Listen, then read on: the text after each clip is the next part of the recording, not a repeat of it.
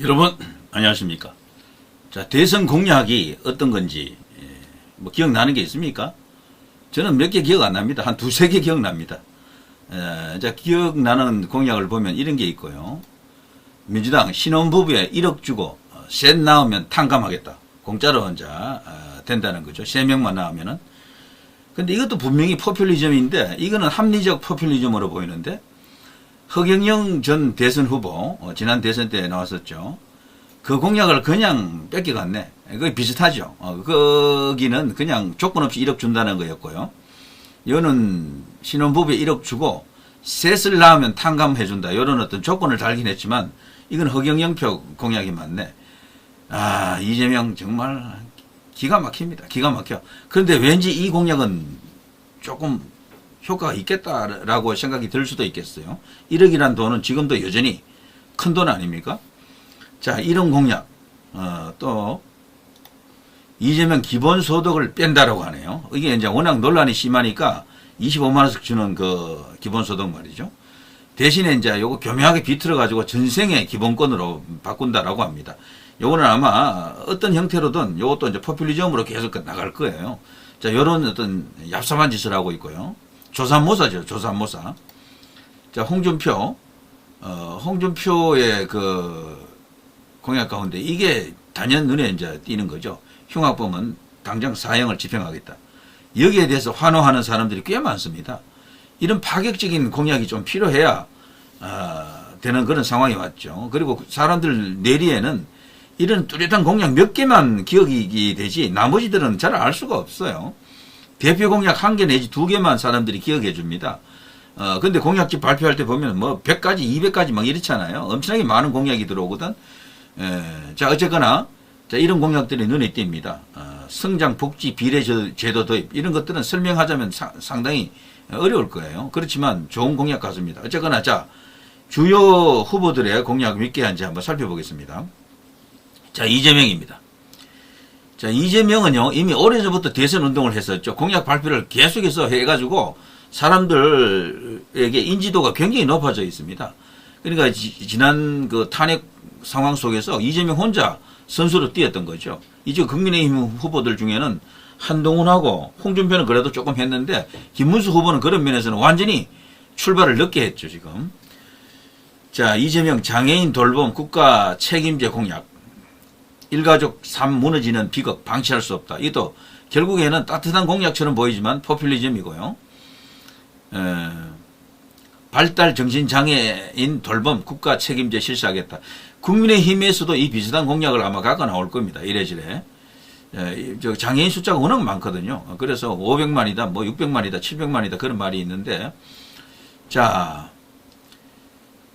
이재명 해수부를 완전히 이제 부산으로 옮기겠다라고 지금 떠들었죠. 그래서 부산이 지금 상당한 기대를 표하고 있다. 이런 식으로 언론 보도가 나오는데 과연 부산 민심이 그렇다고 넘어갑니까? 아니겠죠. 자, 현장 영상 이재명 공약 빈깡통이다. 찢어버려야 라면서 진짜로 찢어버렸죠. 양양자. 나도 한국의 낸시 펠로시다. 뭐 이런 식이었습니다. 자, 부산엔 해수부, 세종시에는 대통령실, 이재명의 이제 지역 맞춤 공약이라고 하면서 이런 식으로 나오고 있습니다. 또 최근에 모병제 비슷한 이야기를 했어요. 이 젊은 20대들, 10대들 환호하겠죠. 모병제 이런 식으로 들어가게 되면요. 그런데 이게 변형된 모병제더라고요. 그래서 청년들을 그렇게 그 기간 동안 병영 생활을 하면서 그렇게 묵히는 것 이런 식으로 표현을 했던 것 같아요. 그러니까 이 사람이 바라보는 국가관, 우리 안보관이 얼마나 이 사람이 위험한지 이제 알 수가 있는 겁니다. 모병제 여론조사 돌린 민주당 이재명 공약 포함될까? 본격적 모병제는 아니고요. 변형된 모병제가 나올 겁니다. 자, 이런 식으로 뭐 그 밖에 많은 공약을 엄청나게 많은 공약을 쏟아냈습니다. 일단 뭐 이재명에 대한 공약은 소개가 많이 됐기 때문에 이 정도 하고요. 대표적인 것은 기본소득, 이제 그것을 변형된 기본소득으로 이제 간다라는 거고, 거기에 더해 어쨌거나 많이 퍼주겠다라는 겁니다. 오직 이제 그것에 일관한다. 그리고 이 국가의 근본 체계를 뒤흔들 수도 있는 그런 위험한 인물이죠. 나중에 이제 집권하게 되면 이 민주당하고 손을 잡고 그 대한 여당이잖아요. 그 여잖아요. 그 여. 못하는 게 없을 겁니다. 법을 마음대로 만들고 그럴 텐데 정말 큰일입니다. 자, 이런 공약에 현혹되면 안 되겠죠. 조사모사 나라 망치는 공약들이 대부분 여기에 있습니다. 그야말로 찢어버려야 됩니다. 찢어버려야. 자, 또 한 사람 보겠습니다. 김문수 65살 이상은 65살 이상은 9시부터 17시까지 버스 무료.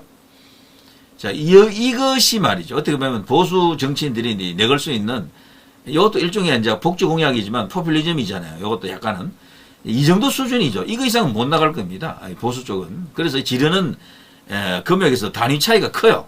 저쪽에서는 100만 원 주겠다 하면 이쪽에서는 10만 원 주겠습니다. 이런 식이지. 그래서 어차피 퍼주기 공약은 비교가 안 됩니다. 게임이 안 돼요. 그래서 누리PD는 전에 이제 그런 주장도 했었죠. 일단은 정권은 잡고 봐야 된다. 선거에서 이기자고 하면은 저쪽에서 몇만 원 준다 그러면 이쪽에는 그보다 더 크게 질러라. 문제가 되더라도 질러라. 그래서 저들이 다시는 그런 포퓰리즘을 들고 나올 수 없을 정도로 저쪽에서 30만 원 준다 그러면 여기는 50만 원 준다 그래라.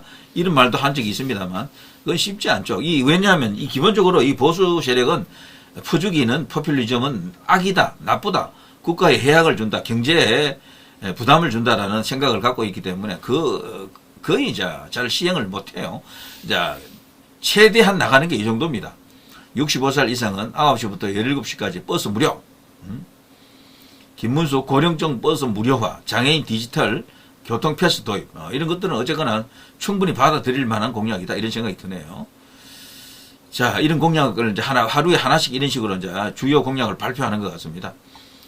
김문수 공약을 제가 따로 한번 정리해 드린다라는 게 아직 못했는데 말이죠. 제가 이거 갖고 있습니다. 그거는 제가 따로 한번 제가 소개해 드리겠습니다. 김문수라고 하는 인물은 원래 이 정책에 있어서 귀재인데 경기도지사 할 때 엄청난 그 어떤 업적들이 있잖아요. 판교, 광교, 그리고 평택, 의정부 이런 등등 그 거대한 어떤 산업 벨트를 만들었잖아요. 그 전부 김문수의 작품입니다. 자, 김문수 후보의 이 공약에서는 제가 앞서 이제 주요 공약들 사람들의 뇌리에 남아 있는 그 공약들 몇 개 보여드렸잖아요. 아직 그런 공약이 없어요. 큰 거 한 방이 나와야 됩니다. 큰 거 한 방. 지금 다른 후보는 핵 개발하겠다 이런 것도 나오는데 김문수 후보는 핵에 대해서도 입장이 현실적이죠. 한국이 직접 핵 개발하는 것은 현실적으로 가능하지 않다. 미국의 전략 자산을 최대한 활용해야 된다. 이런 주장을 하고 있죠. 자, 그렇지만 대표 공약 하나는 필요합니다. 한 개. 예전에 노무현은 충청도로 수도 이전하겠다. 그걸로 그냥 충청도 이회창을 잡아버렸잖아요. 그것처럼 뭐가 하나 나오긴 해야 돼. 제가 수도 이전 관련해서 한마디 말씀드리면요. 사실 부산으로 갔으면 제일 좋았습니다. 그러면 서울도 발전, 부산도 발전. 이 양극을 멀리 떨어뜨려야 돼요, 원래. 그래야 양쪽 다 발전하는 겁니다. 그리고 이제 부산에 가 있으면은, 북한에서 볼 때도 너무 멀잖아요. 그래서 여러 가지 방어하기도 좋고, 이런저런 장점이 많았는데, 이 세종은 아무런 효과가 없습니다. 솔직히 말해서. 서울하고 가깝잖아요. 그건 수도의 확산에 다름 아니에요. 원래 수도 이전할 때는 거리를 멀리 떨어뜨리는 게 가장 효과적이다. 거기다가 부산은 또 이 바다를 끼고 있잖아요. 세계적인 항구가 이제 거기 있기 때문에 여러 가지로 엄청난 어떤 발전, 시너지가 터졌을 텐데, 그래서 국민의힘 후보에게 제가 한번 권해봅니다. 충청도로 수도 이전이 아니고요. 부산으로 수도 이전한다 해보세요. 이게 진짜 대박 효과 터집니다. 더 길게 설명은 안 하겠습니다. 거기로 가면요. 서울도 살고, 부산도 살고, 양쪽 다 사는 거예요. 그러면 전라도 사람들이 난리 나겠죠. 그렇지만 전체적으로 국가의 발전에는 그것이 가장 좋습니다. 자, 또 갑니다. 자, 홍준표 대선 공약, 홍준표 후보의 교육 공약. 홍준표는 다른 거 없습니다. 일단은요, 사형 그게 제일 큰 것 같아요. 그리고 이분은 대선 출마를 벌써 여러 번 했기 때문에 대선 이 노트가 따로 있어요. 그래서 이미 준비된 그런 공약집들이 있죠. 제대로 이렇게 잘 준비된 그런 공약을 보면은 나라를 맡길 만하다 이런 생각이 들 정도죠. 북핵 위협, 핵무장으로 맞대응하자. 자, 김문수하고 이제 달라지는 점이 여기거든요. 홍준표는 옛날부터 우리도 핵무장하자 이제 이런 입장이고, 김문수 후보는 현실적 판단을 했죠.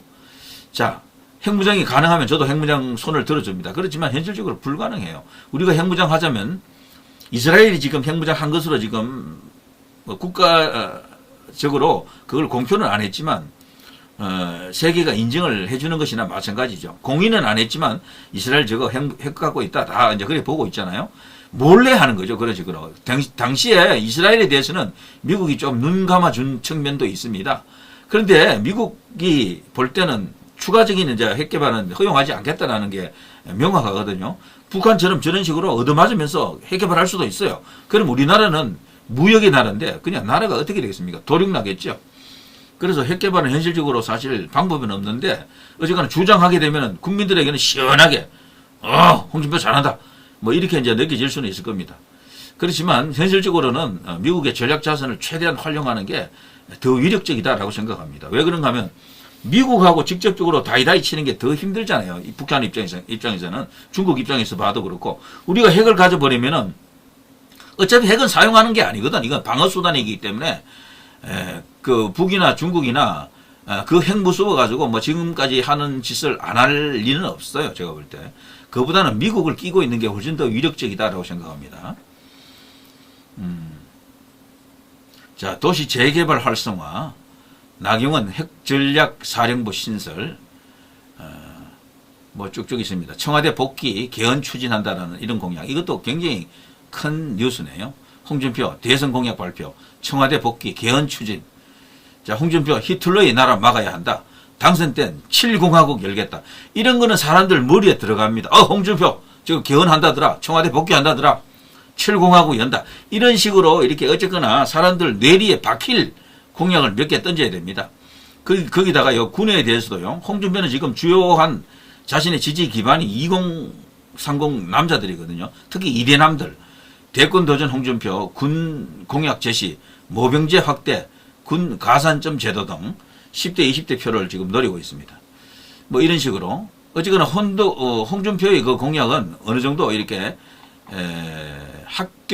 합격점을 줄 수 있을 정도로 인지도를 올릴 수 있는 공약이 여러 개 있습니다. 어쨌거나 상당히 이제 성공할 것 같고 여기에 비하면은 김문수 후보는 지금 너무 점잖아요. 너무 조금 평범합니다. 공약이. 여기서 이제 크게 하나만 두 개도 필요 없습니다. 딱 한 개. 대박 터지는 큰 공약 한 개를 던져야 됩니다. 제가 부산 수도 이전 공약 같은 거 한번 생각해 보십시오. 자, 나경원 대통령 되면 1년 안에 핵무장 결단. 나경원 요즘 세게 나갑니다. 정말 대단합니다. 드럼통 이재명을 그 이미지화 해가지고 이재명의 별명을 하나 안겨들었잖아요. 드럼통. 이재명은 드럼통이다. 아수라 드럼통. 뭐 찢 이런 것보다도 드럼통. 정말 대박입니다. 자, 나경원 대통령 되면 1호 업무 공약은 소상공인, 자영업자 생활안정금 지원하겠다. 나경원 교육감 직선제 폐지. 와, 박수칩니다.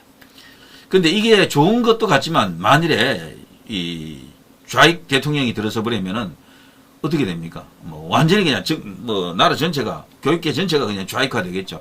그래서 일장일단이 있다라고 봅니다. 그래서 수능 100% 전형 연 2회 실시 이런 것들이 오랫동안 생각했던 아이디어가 있었네요. 그러니까 이게 단순히 일반적인 그런 공약이 아니고 뭔가 이렇게 아이디어가 번뜩이는 그런 공약이 몇 개 들어있는 것 같습니다. 그리고 나경원이 최근에 했던 발언 가운데는요, 이념이 경쟁력이다. 이념이 나라를 먹여 살린다. 이런 말도 하더라고요. 나경원의 재발견입니다. 요즘 대단합니다. 전투력도 좋고요. 자, 그 밖에도 여러 가지 공약들이 나와 있습니다. 나경원도 몇 가지 공약은 한두 개, 두세 개 정도는 국민들에게 이제 이렇게 인식이 될 것 같네요. 나경원, G5 경제 강국 만들겠다. 자, 등등등입니다. 여자들도 1년 내 핵무장 실행 가능 공약 했고요. 여자들도 기초 군사 훈련 실시하겠다. 여기 2대 남들이 10대 남들 10대, 20대 남자들이 굉장히 이런 쪽에 대해서 불만이 많습니다. 왜 남자들이 다 의무 다 지고 여자들은 아무것도 하는 것도 없느냐 이런 생각을 많이 갖고 있어요. 그래서 그들을 다독여주는 그런 공약일 수도 있겠네요. 왜 그런가 하면은 10대, 20대들은 여자들은 대체로 저쪽으로 갑니다. 민주당 쪽으로. 남자들은 민주당 쪽으로 좀 적게 가요. 그나마도 남자들을 이쪽으로 대거 끌고 와야 됩니다. 그러자면 이런 공약이 필요하다고 볼 수 있겠죠. 자, 뭐, 한 사람 한 사람, 공약을 이렇게 소개하는 것도 좋겠지만, 대충 이렇게 주요한 공약을 비교해보는 것도, 나름대로 의미 있는 것 같습니다. 저는 김문수 후보가 정말 큰 공약 한 개는 던져야 된다고 봅니다. 공약 효과를 보려고 그러면요, 평범한 공약 100개보다는 확실한 임팩트 있는 공약 1개가 더 힘이 있습니다. 자, 누리 PD 김준이었습니다.